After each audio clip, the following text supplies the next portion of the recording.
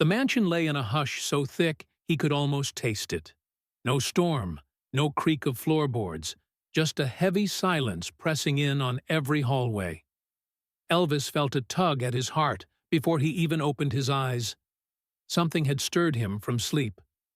In the dark corridor, moonlight slanted through the windows, and there she was, Lisa Marie, barefoot, nightgown slipping from one shoulder, curled beneath the glass.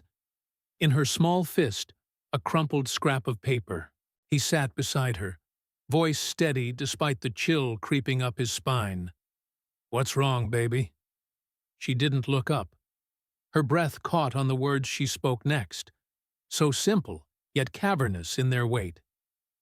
"I saw something in my dream, Daddy, and I think it was true." In that heartbeat, he knew nothing would ever be the same.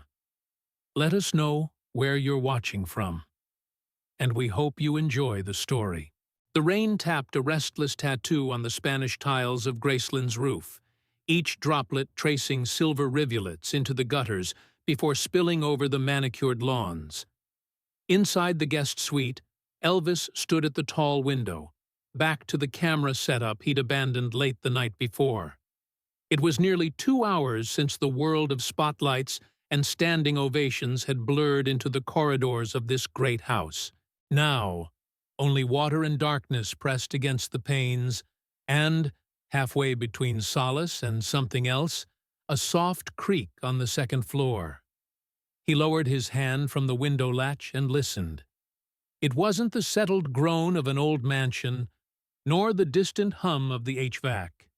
This was deliberate, like someone shifting weight on restless feet. He moved down the hallway, bare socks whispering over the plush carpet, past the polished cherry doors of rooms that should have been empty at this hour. The silence here was different, not peaceful, but expectant, as though the house itself was holding its breath.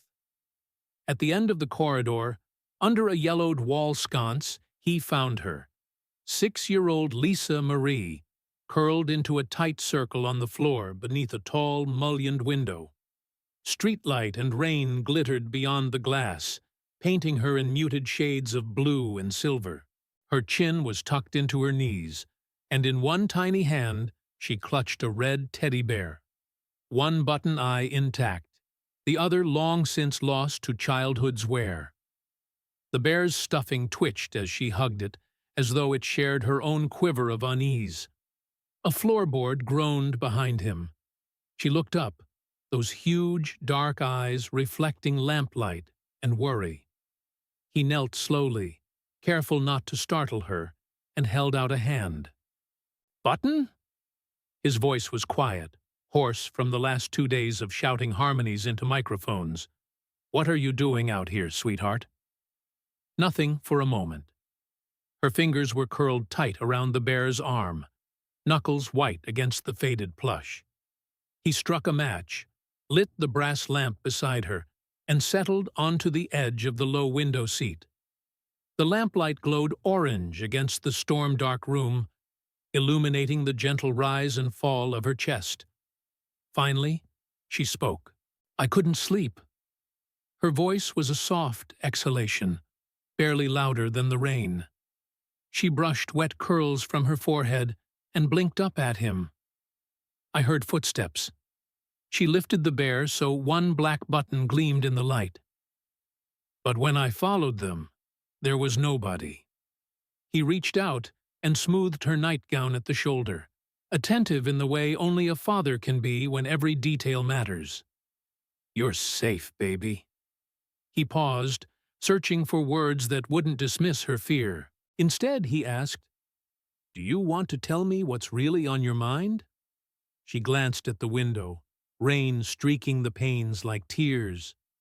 Then she looked back, and in that soft, blue-tinged light, her face was impossible to read. "Sometimes," she murmured, voice trembling, "I think you love music more than me." The words landed between them, gentle and jagged all at once, like a melody played in a minor key. He felt the weight of them settle into his chest. Not a childish whim, but the crystallized ache of nights when the tour scheduler's voice had rung through the house, pockets of laughter drifting from her birthday party where he'd promised to be. The image of her 6-year-old excitement, balloons, cake sliced in perfect triangles, clashed with the memories of packed flight manifests and hotel room keys. "Music and you," he said softly, turning the phrase over, tasting its sorrow. "You'll always come first." But even as the words left him, they felt too cautious, like a backing vocal trying to catch up. She hugged the bear tighter, pressing her cheek against its matted fur. "When you're on stage," she said, voice so low he leaned forward to hear, "you disappear. I only see you through lights and songs, and they never come home with you." Silence fell again, thick as midnight. The lamp flickered as a drop of rain tapped the windowsill. He rose and wrapped her in his robe, tall arms sheltering her small frame. He held her close, rocking once, twice, aligning her heartbeat with his own. After a moment, she pulled back, peered up at him with those burning young eyes, and whispered, "I wish you'd sing a lullaby instead." He smiled, though it cracked with regret. He kissed the top of her head and carried her back toward her room, red bear tucked against her chest like a talisman. Outside, the rain continued its endless melody, but for the first time in years, his own song had shifted key, away from roaring crowds and bright stages, back to the hush of a father's promise beneath the darkest sky. That night, the grand house felt cavernous after the confession in the corridor. The hush of the storm had given way to a gentle patter of lingering raindrops against the windows, and the rooms, once warm with lamplight, seemed to swallow every footstep. Lisa Marie lay snug under her quilts, but her eyes were open, tracing the patterns in the ceiling like constellations. Elvis closed the door softly behind him, then paused just outside, gathering himself. He stepped into the hallway and took a deep breath, lungfuls of oak and vanilla-scented polish filling his chest. The cameras were gone, the stage lights blacked out, and for the first time all day, he felt unmoored. Pulled between tour schedules and bedtime stories, between marquee invites, and the muffled sobs of a little girl. He straightened his shoulders, forced a smile, and knocked lightly on the door. "Daddy?" Lisa's voice sounded small from inside. "Hey, baby," he said, letting her see the exhaustion drop from his spine as soon as he crossed the threshold. He perched on the edge of her bed, flicked off the bedside lamp, and let moonlight slip in through the drapes. "How are you holding up?" She swung her legs over the side, feet brushing the paisley carpet. Next to the stuffed bear she'd pressed against her, she held something else in her lap, a notebook, edges frayed. He recognized her school workbook, filled with doodles and half-finished assignments. He leaned forward, curious. She hesitated, then spoke, voice measured. "Why do you leave so much, Daddy? Do you forget me when you're singing?" He opened his mouth, blinked. It was a simple question, but he'd been asked versions of it 1,000 times, by reporters, by managers, even by himself in nightmares. Yet, between the press conferences and the arranged photo ops, he'd never looked at her with the same eyes she used now. In the dim glow, he reached into his jacket pocket and pulled out a wallet, the faded leather creased at the seams. He unfastened it and handed her a photograph, her standing on the stage steps with him, her blonde curls tucked beneath his arm, both of them grinning at the camera. "Look," he said, "I keep this with me everywhere, so I don't forget your face, your smile." She swallowed, examined the picture, then let it fall back into his palm. "I know you love me," she whispered, "but when you sing about sad love, you disappear from me." He closed his eyes, heart sinking. He'd always thought a sorrowful ballad could be cathartic, pouring guilt and loneliness into a melody. But in her words, it sounded like abandonment. He tried to lighten the mood. "How about we pick a happy song? Sing it right here." "My treat." She shook her head, dark hair brushing her shoulders. "I don't want a happy show. I want you." Her notebook trembled in her lap. Then, with the gathering determination of someone who'd rehearsed bravery, she flipped to a fresh page. There, in her small, uneven handwriting, he saw, "To God. Please help Daddy be home more. I don't want him to be sad like on TV." He caught his breath, the words piercing like a note struck too high. This was no longer a child's complaint, but a prayer he'd somehow missed among contracts and set lists. He closed the distance and placed a hand on her shoulder. "Did you write this?" She looked up, nodding. "I asked at church how to pray, and Mama said, 'God listens, even when we can't find the words.' So I used my own."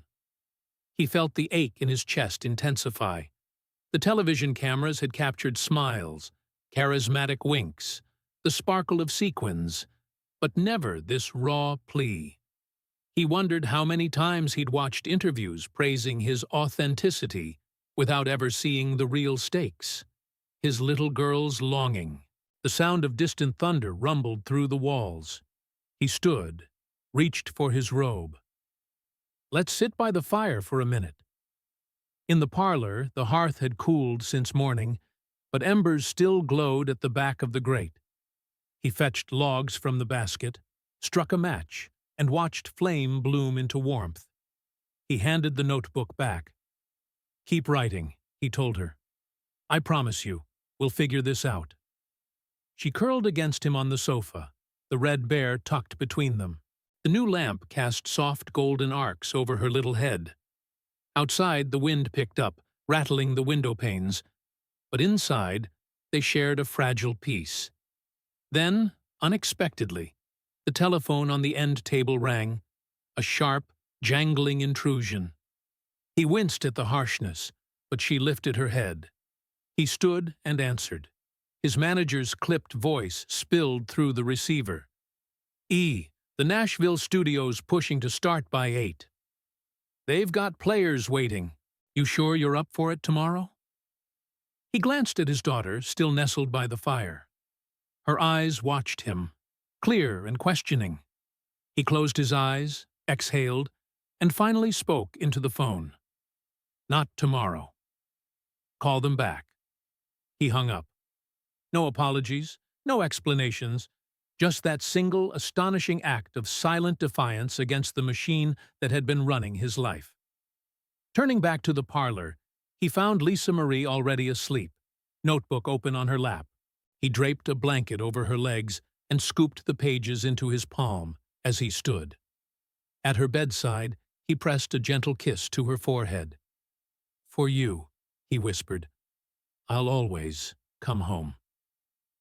Above them, the house sighed. The rain softened to a mist. And for the first time in a long while, Elvis Presley found a song in silence, one that needed no stage, no spotlight, only the steady beat of a daughter's heart. He left the parlor door ajar behind him, carrying the weight of her prayer note like a stone in his jacket pocket. The hallway lights were dimmed by a timer, leaving only pools of amber beneath each sconce. He passed framed photos of himself on stage, sequined jumpsuits, arms outstretched to roaring crowds, his own smile frozen in silver. In the kitchen, an overhead fixture burned at half strength, casting long shadows across the linoleum.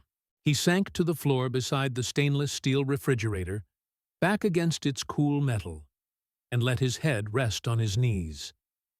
The knot in his chest tightened as he replayed her words. "I don't want him to be sad like on TV." The mug of untouched coffee on the counter grew cold, steam no longer rising. He closed his eyes and imagined every stadium he'd filled, the echo of cheers like crashing waves, but none of it had kept her safe from tears. None of it had answered her midnight petition. A soft click, heavy footsteps approaching. Joe Esposito paused in the doorway, concern etched across his brow even before he spoke. "E, you okay?" His voice was gentle, wary of shattering whatever fragile piece had drawn Elvis to the floor. He didn't look up at first. His fingers traced the seam of a worn tile, memorizing its cracks. "Just needed a minute," he answered, voice low and distant. Joe kneeled beside him. "You left the lamp on in her room," he said quietly, nodding toward the hall. "She must have been worried." Elvis drew a ragged breath. "She wrote me a letter." Joe tilted his head. "A letter?" "Yeah." Elvis pulled the folded page from his pocket and smoothed it across his palm. The words felt alive under his thumb. "She wrote to God, Joe. Asked him to bring me home more. Said she didn't want me sad on TV." His shoulders slumped. Joe placed a hand on his shoulder, the gesture both professional and brotherly. "That's a hell of a note." Elvis let his eyes fall shut again. "The press, they call it a triumph. They say I've never sounded better. But tonight," his voice cracked on the last word, "tonight is the only one that mattered." Silence pressed in, punctuated by the distant hum of the oven timer. Elvis slid off the floor, shaking out his legs, and stood. He moved to a corner cabinet, opened it without turning on the light, and felt his way around until his fingertips closed around a familiar shape. An old Sony cassette recorder, frayed at the edges, its leather case faded. He pried it free, then sank back to the floor, taped recorder balanced on his thigh. Joe watched, brow furrowed. "What's that?" He flipped open the recorder's lid. "A tape she made." His hand paused on the REC button. "I almost forgot it was here." He popped the cassette in, pressed play, and the soft hiss of static leapt into the room before a child's voice emerged, raw and earnest. "Daddy, sing me a happy one, so I can sleep while you're gone." He froze. The words hung between broken tiles and stained countertops, filling every empty corner. Joe inhaled sharply. Elvis closed his eyes, the recorder's click echoing in his skull like a verdict. He pressed play again, and the recorder whined until the tape caught. A lullaby half-remembered. "Hush now, my darling. Let the night fade away." But the melody wavered, her pitch uncertain. He sensed her standing at the other end of a phone line, perhaps gripping that same recorder in her bedroom, pleading for an antidote to fear. Tears pricked his vision. This wasn't a performance, wasn't applause or adoring whispers. It was a summons from the purest part of him, the part she knew best. Joe cleared his throat. Man, that's hell." He paused, swallowing. "You gonna play her something back?" Elvis lifted the recorder and pressed the play/ID REC switch. The tape rewound a few seconds, crisp clicks underlining its promise. He lifted the mic to his lips and whispered, voice hoarse but steady, "I'll sing you a happy one, Button. Cross my heart." Then, in the glow of that half-lit kitchen, he sang. No band behind him, no flashing lights, just the hush of a mansion at 2 a.m. and a father delivering a vow. His voice was gentle, rough around the edges, but Emily stood at his side in spirit, her recorder acting as witness. Line by line, he worked through an old melody, reshaping it into something bright. Each note carried warmth, carving space in the kitchen's gloom. When he finished, the tape captured a long pause, then the faint click of the stop button. Elvis closed his eyes, the room swelling with unspoken truths. Joe shivered as if the walls themselves had heard a confession not meant for them. Elvis handed the recorder back. "She'll hear it in the morning," he said softly. "And I'll be there." He rose, set the recorder on the counter, and flicked off the cabinet light. The kitchen plunged into darkness, save for a sliver of moonlight through the window. He and Joe lingered a moment in the hush before he slipped past and climbed the stairs 2 at a time. At Lisa Marie's door, he paused, listening to her even breathing. The recorder rested on her nightstand, its promise sealed until dawn. Elvis pressed a hand gently to the door, turning to Joe in the hallway. "I'm canceling Memphis," he said. "Tell them I've got a more important stage." Joe nodded, blinking away something like relief. Elvis ducked into her room, closed the door behind him, and cradled her sleeping form. In the stillness, with her recorder whispering in the next room, he understood at last. No roar of approval could match the hush of a child's trust. And that night, though the world beyond Graceland waited with its bright lights and empty cheers, Elvis Presley chose to sing only for the one audience that would never let him go missing again. He eased out of the kitchen's still warm glow and climbed the broad staircase, light footfalls muffled by the thick runner. Every room along the way lay empty and expectant. Mahogany doors closed against dawn's dim promise, brass knobs reflecting moonlight like watchful eyes. Near the top, the orphaned strains of a child's breath floated through a crack in the living room door. Inside, Lisa Marie lay curled on the velvet settee, her nightdress bunched around small knees. A single lamp by the hearth cast a pool of buttery light over her, revealing the fine curve of her eyelashes and the faint rise of her chest in slow, contented rhythm. In one hand, she clutched a sheet of paper, corners dog-eared. On it stood a bright, crayon-scrawled image of her father, not on a grand stage, but half-seated in a cozy armchair, eyes meeting hers as if in the act of listening. Elvis paused just inside the doorway, drawn by the quiet intimacy of the moment. The guitar he carried weighed like lead in his arm, instruments of triumph on thousands of stages, yet now they felt cumbersome.